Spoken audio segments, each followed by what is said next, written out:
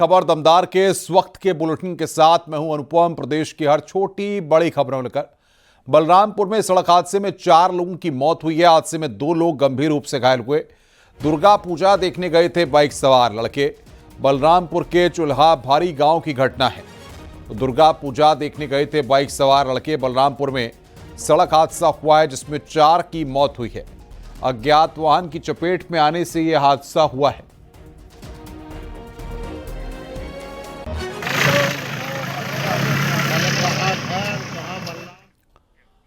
आगरा में मूर्ति विसर्जन के दौरान दूसरा हादसा हुआ। विसर्जन के दौरान 5 लड़के यमुना में डूबे। 3 लड़कों को सकुशल बाहर निकाला गया। 2 लापता हैं। जल पुलिस और गोताखोरों की टीम तलाश में जुटी हुई है। विसर्जन के दौरान 5 लड़के यमुना में डूबे हैं। जल पुलिस और गोताखोरों की टीम तलाश में जुटी हुई है। ये तस्वीरें इस वक्त हम आपको दिखा रहे हैं।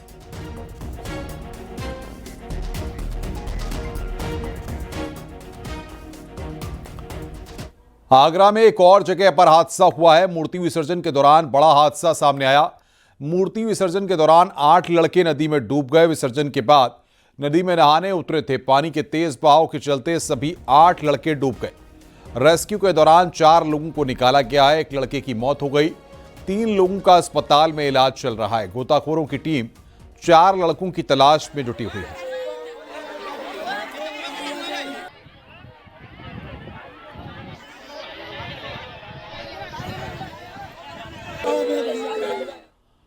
खबर ललितपुर से है। दुर्गा प्रतिमा विसर्जन के दौरान हादसा हुआ। विसर्जन के समय एक युवक तालाब में डूबा। गोताखोर की टीम युवक की तलाश में जुटी हुई है। तो विसर्जन के समय एक युवक तालाब में डूबा। ललितपुर की यह खबर इस वक्त हम आपको बता रहे हैं।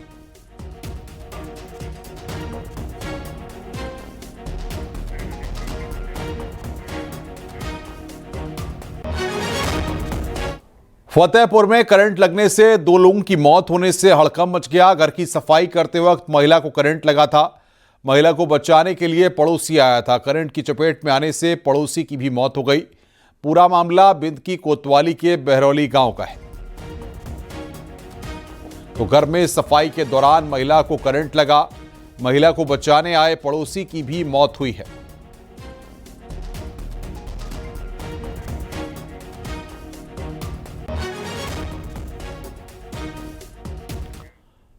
कन्नौज से खबर है। तेज रफ्तार बाइक डिवाइडर से टकराई है। हादसे में ब्रिज से गिरकर 2 युवकों की मौत हुई है। कानपुर से कासगंज लौट रहे थे दोनों युवक। तो हादसे में ब्रिज से गिरकर 2 युवकों की मौत हुई है। तेज रफ्तार बाइक डिवाइडर से टकराई है। हादसे में ब्रिज से गिरकर 2 युवकों की मौत हुई है। कानपुर से कासगंज लौट रहे थे दोनों युवक।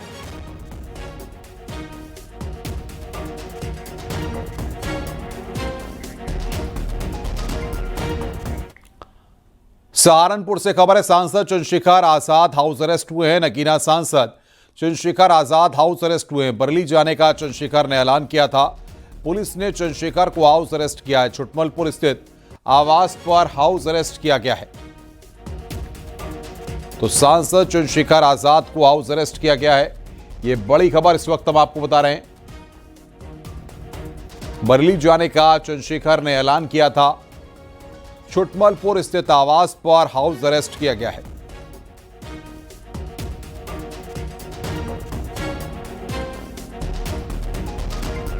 Nagina house arrest. मुझे नहीं पता कि एक प्रोटेस्ट के बाद इतनी बड़ी कठोर कार्रवाई कहीं हुई होंगी क्या, लेकिन क्योंकि आरोपी मुसलमान हैं इसलिए शायद गोलियां भी दनादन चल रही है और बुलडोजर भी दनादन चल रहा है। तो मैं अपनी ड्यूटी कर रहा हूं और मैं ड्यूटी इसलिए कर रहा हूं कि अगर आज मैं नहीं लड़ा तो कल आंख कैसे मिलाऊंगा कि जब अन्याय हो रहा था तो आप क्या कर रहे थे। इसका फैसला कोर्ट करेगी आरोपी कौन है, अपराधी कौन है, किसने यह घटना की है। लेकिन इसकी आड़ में निर्दोष लोगों को जेल भेजना या उनको कुचलने का प्रयास करना या संविधान की हत्या करना या लोकतंत्र की हत्या करना, और मुझे रोकना भी लोकतंत्र की हत्या ही है।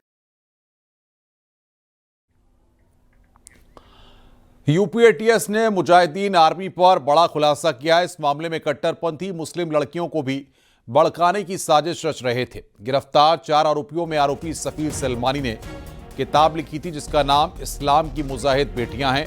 इस किताब को सोशल मीडिया पर शेयर कर लड़कियों को जोड़ा जा रहा था और उन्हें कट्टरपंथी बनाने के लिए भड़काया जा रहा था। सफील के मोबाइल में पीडीएफ फॉर्मेट में किताब एटीएस को मिली है। वहीं अकमल रजा नाम का आरोपी फैजान रजा एजुकेशनल ट्रस्ट चला रहा था।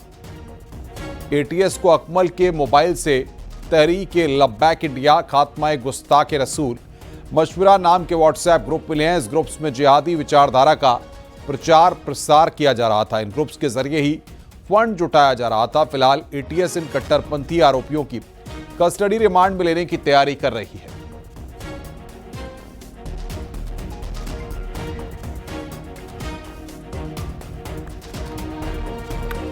हिंसक जिहाद के जरिए देश की चुनी हुई सरकार गिराकर शरिया सरकार लागू करने का मंसूबा रखने वाले एक बड़े सिंडिकेट का खुलासा यूपी एटीएस ने किया है। इस सिंडिकेट के मास्टरमाइंड मूल रूप से फतेहपुर के रहने वाले मोहम्मद रजा को यूपी एटीएस ने केरल से गिरफ्तार किया है। उसे जेल भेज दिया गया है। जल्द ही मोहम्मद रजा और इस मामले में 4 अन्य आरोपी जो गिरफ्तार किए गए हैं उनको एटीएस अपनी कस्टडी रिमांड में लेगी। शुरुआती पूछताछ में जो खुलासे हुए हैं वे बेहद चौंकाने वाले हैं। गिरफ्तार आरोपी सोनभद्र का सफील सलमानी लड़कियों को भी तैयार कर रहा था जिहाद के लिए। उसने खुद हिंदी में एक किताब लिखी है, इस्लाम की मुजाहिद बेटियां। इस किताब का व्यापक प्रचार प्रसार किया जा रहा था उन सोशल मीडिया ग्रुप्स में जो इस सिंडिकेट ने तैयार किया था कट्टरपंथी युवाओं को बनाने। अलीगढ़ में पुलिस ने शोरूम कारोबारी अभिषेक गुप्ता की हत्या का खुलासा करते हुए एक शूटर फजल को गिरफ्तार कर लिया। इससे पहले भी पुलिस आरोपी अशोक पांडे को गिरफ्तार कर चुकी है। पुलिस के मुताबिक अभिषेक की हत्या कारोबार में पार्टनरशिप को लेकर हुई है, जबकि पिता ने प्रेम प्रसंग में फंसाकर हत्या करने का आरोप लगाया है। पुलिस के मुताबिक अशोक पांडे और पूजा शकुन पांडे ने 3 लाख रुपए की सुपारी देकर हत्या की वारदात को अंजाम दिलाया है। फिलहाल एक और शूटर और पूजा शकुन पांडे की पुलिस तलाश कर रही है।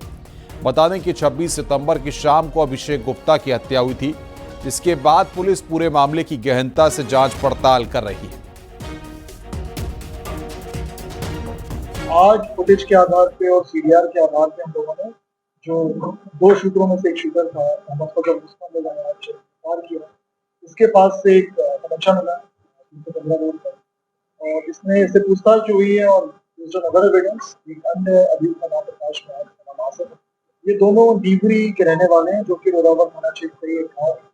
इनसे पूछताछ की गई और अन्य जो तथ्य हमारे पास ऑलरेडी हमारे पास उसके आधार पे ये तथ्य प्रकाश में आए हैं कि ये मोहम्मद फजल अशोक पांडे और पूजा शकुन पांडे को पिछले कई वर्षों से जानता था। उनके यहाँ इसने मकान पे कार्य भी किया। मुझे ये महामंडलेश्वर का जो पूजा शकुन पांडे है जो ये महामंडलेश्वर जो है इसने जो चोला पहन रखा है, मैं इसकी ये सुन लो, मैं इनकी महामंडलेश्वर की बातों में आ गया। मैंने अपना बेटा इनके लिए अपना बेटा इनके लिए भेज दिया, पढ़ने के लिए भेज दिया था। तो मेरा बेटा मैंने पढ़ने के लिए भेजा, तो बेटा मैं चलो ये पढ़ने लगा। तो दो चार महीने हो गए, मतलब 2-4 महीने बाद ही इन्होंने मुझसे एक तो मेरे बेटे को इन्होंने धमका के और करा के इन्होंने 5 लाख रुपए की डिमांड कर दी। सबसे पहले तो ये व्यवस्था रही, तो 5 लाख रुपए मंगा लिए। 5 लाख रुपए चलो मैंने इनको दिए। 5 लाख रुपए देने को बोले कि हम उधार मांग लिए थे इन्होंने मुझसे। कोई बात मुझे 5 लाख रुपए से कोई दिक्कत नहीं है। तो मैंने ये मुख्य तो ये रही कि मेरा बेटा पढ़ता रहा, 2-3 साल पढ़ता रहा और पढ़ने के बाद जब बेटा मेरा बड़ा हो गया तो अब इन्होंने मेरे बेटे को प्रेम जाल में फंसा लिया। संभल में अवैध निर्माण के खिलाफ प्रशासन का एक्शन जारी है। राया बुजुर्ग गांव में जिला प्रशासन ने सरकारी जमीन पर बने मैरिज हॉल को ध्वस्त कर दिया। इसको लेकर पहले भी नोटिस जारी किया गया था, लेकिन इसे खाली नहीं किया गया। तो अतिक्रमण पर बुलडोजर प्रहार किया गया है। नोटिस के बावजूद अवैध कब्जा खाली नहीं किया गया। सरकारी जमीन पर बना था मैरिज हॉल।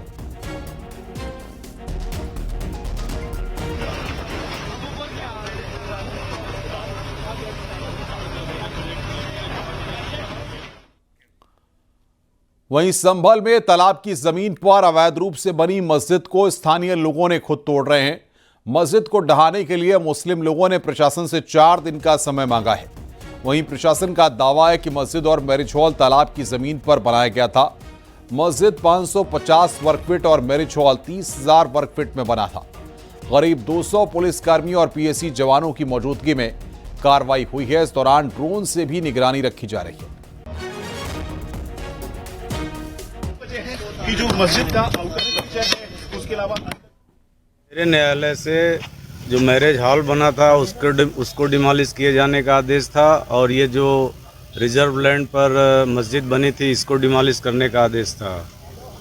तो आप देख रहे हैं मैरिज हॉल को डिमोलिश कर दिया गया है और मस्जिद कमेटी ने जिलाधिकारी महोदय से अनुरोध किया कि हमको 4 दिन का समय दे दीजिए, हम इसको खुद हटा लेंगे।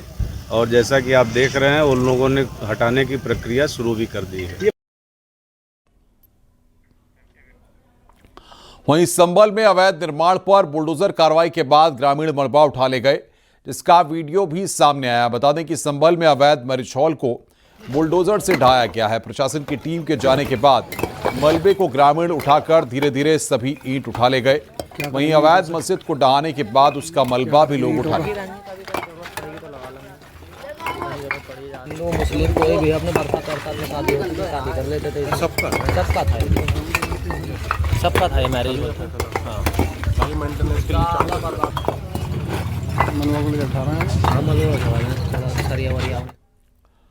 बरेली में जुमे की नमाज से पहले मुस्लिम धर्मगुरुओं ने बरेली की फिजा को बनाए रखने की अपील की है।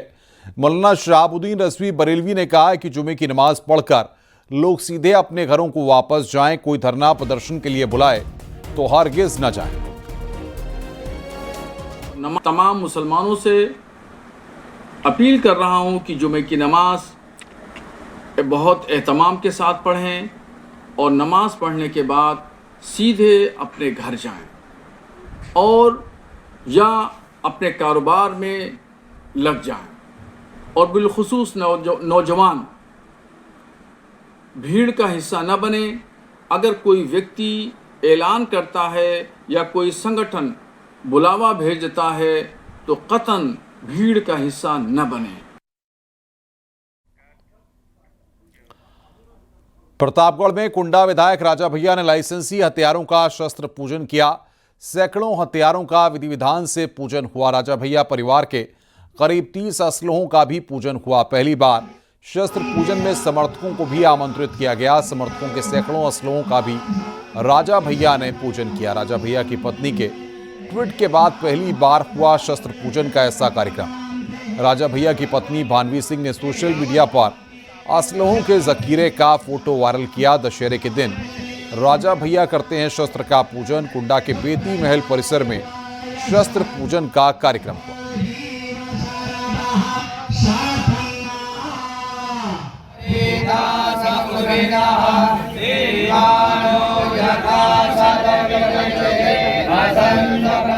सनातन धर्म की परंपरा है विजयदशमी बुराई पर अच्छाई की विजय का प्रतीक है। हम सभी लोग जानते हैं कि प्रभु राम ने आज रावण का वध किया था, तो हर घर में ये महापर्व मनाया जाता है। और विजयदशमी में आज से नहीं, पैतृक परंपरा है। शस्त्र पूजन होता है, गौ पूजन होता है, अश्व पूजन होता है, वाहन पूजन होता है। और ये अवश्य है कि जिस पारंपरिक ढंग से आज आप लोग आए, आपने देखा होगा कि जितने लोग भी थे वो सब स्वदेशी वस्त्र में थे, धोती कुर्ता में थे, पारंपरिक वस्त्र में थे, अपने भारतीय वस्त्र में थे। मथुरा के वृंदावन में धर्म रक्षा संघ ने विजयदशमी का पर्व पूरे विधिवत वैदिक मंत्रों के साथ मनाया। संतों ने प्रभु श्री राम के चित्र पर पुष्प अर्पित किए और शस्त्र पूजन किया। महामंडलेश्वर स्वामी राधा प्रसाद देवजू महाराज के साथ कई संत शामिल रहे। अलीगढ़ के क्षत्रिय भवन में विजयादशमी पर क्षत्रिय महासभा ने शस्त्र पूजन समारोह आयोजित किया। कार्यक्रम में वीरांगना मीरा जादौन ने झांसी की रानी जैसी वीरता का प्रदर्शन कर सबका मन मोह लिया। मुजफ्फरनगर में भी शिवसेना कार्यकर्ताओं ने पूरे विधि विधान के साथ शस्त्र पूजन कर हथियारों का प्रदर्शन किया।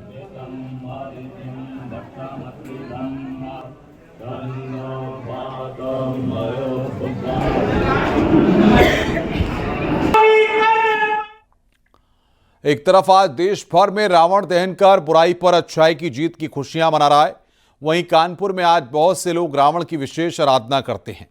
ये पूजा साल में सिर्फ एक दिन यानी केवल दशहरे को होती है। कानपुर के शिवाला में स्थित देश के इकलौते दशानन मंदिर में दशहरे के दिन सुबह से भक्त रावण की पूजा अर्चना करने के लिए आते हैं। ये मंदिर साल में एक बार विजयादशमी के दिन ही खुलता है और लोग यहाँ पर रावण की पूजा करते हैं। श्रद्धालु तेल के दिए जलाकर मन्नतें मांगते हैं। इस मंदिर का निर्माण 157 साल पहले महाराज गुरु प्रसाद शुक्ल ने कराया था।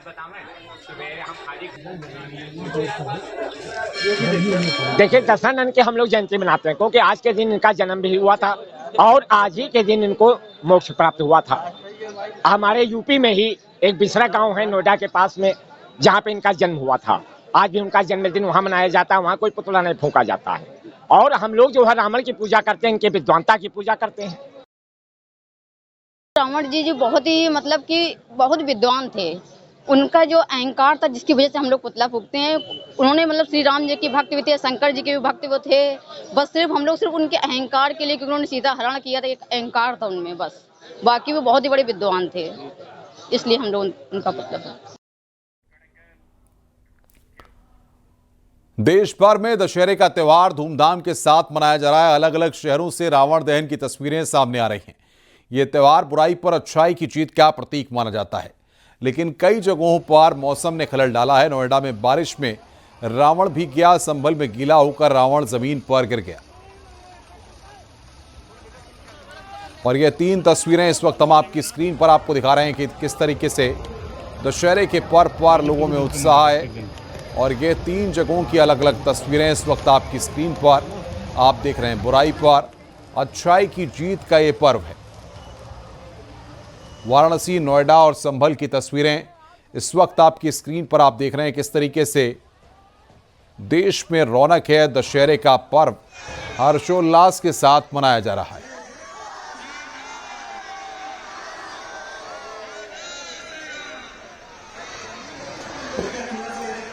तो रामधुन पर रावण दहन का जश्न यहां पर मनाया जा रहा है। दशहरे का ये त्यौहार है, हर तरफ उत्साह ही उत्साह देखने को मिल रहा है।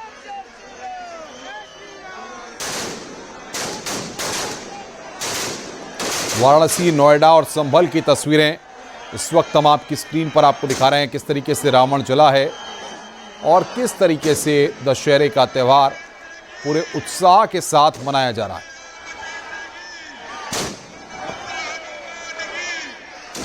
रावण जला, रावण दहन की तस्वीरें आप देख रहे हैं वाराणसी की, किस तरीके से रावण का दहन वहां पर किया गया, वो तस्वीरें हम आपको दिखा रहे हैं।